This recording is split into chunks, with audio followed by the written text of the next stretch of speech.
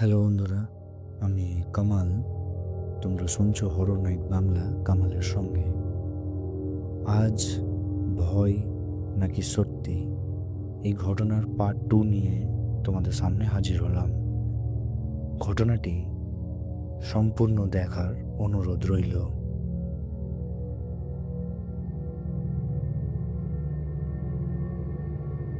চারপাশ অন্ধকার। পেছন থেকে ফিসফিস কণ্ঠে বলে উঠল, তুই এখানে কেন? চিৎকার বের হলো না তাহমিদের গলা থেকে। গলা শুকিয়ে গেল। তারপর নারীটি সামনে এসে দাঁড়ালো। তার চুল ভেজা, মুখে গভীর ক্ষতচিহ্ন। পালাবি কোথায়? তাহমিদ দৌড়ালো। দরজা বন্ধ, বাইরে থেকে তালা দেওয়া। নারীটি বলল, সব পথ শেষ। তারপর হঠাৎ চারিদিকে অন্ধকার ছেয়ে এলো।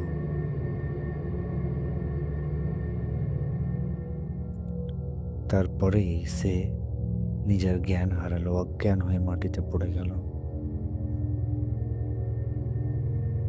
তারপর জ্ঞান ফিরে হাসপাতালে চোখ খুলে সে দেখল সাদা ছাদ, হাতের পাশে ডায়েরি, রক্ত মাখা এক বৃদ্ধ লোক দাঁড়িয়ে। বৃদ্ধ লোকটি তাকে বলল, আমি আগেই বলেছিলাম। সে বলল, ওটা ভূতের বাড়ি না, ওটা অভিশাপ। কে সে? তাহমিদ ফিসফিস করে জিজ্ঞেস করল। রূপা।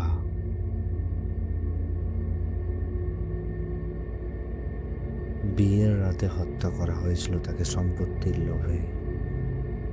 লাশ কুয়োয় ফেলে দেওয়া হয়েছিল। ও শান্তি চায় না, লোকটা বলল। ও বিচার চায়। সেই রাতেই ৩:৩৫ আবার রূপা আসে।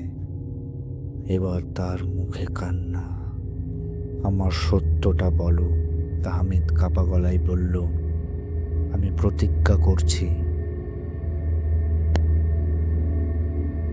পুরনো চিঠি, স্বীকারোক্তি, পুলিশি তদন্ত, হত্যাকারীরা ধরা পড়ে। শেষবার ৩:৩৫ বাড়িতে ফিরে যায় তাহমিদ। রূপা আসে। এবার তার চোখে শান্তি। সত্য চাপা থাকে না। সে বলে, আস্তে আস্তে রূপা যেন অন্ধকারে কোথায় মিলিয়ে গেল। প্রায় কয়েক মাস পর তাহমিদ তার ডায়েরিতে লেখে, আমি বিশ্বাস করতাম না, কিন্তু কিছু সত্য আছে যেগুলো যুক্তি মানে না, অথচ অস্বীকারও করা যায় না। সে এখন বুঝেছে, ভূত নেই, কিন্তু কিছু সত্য এখন আমাদের মনের আড়ালে কোথাও না কোথাও বাস করে। তাহমিদ নিজের এক চিন্তা ভাবনায় অটুট ছিল, ভূত বলে কিছু হয় না।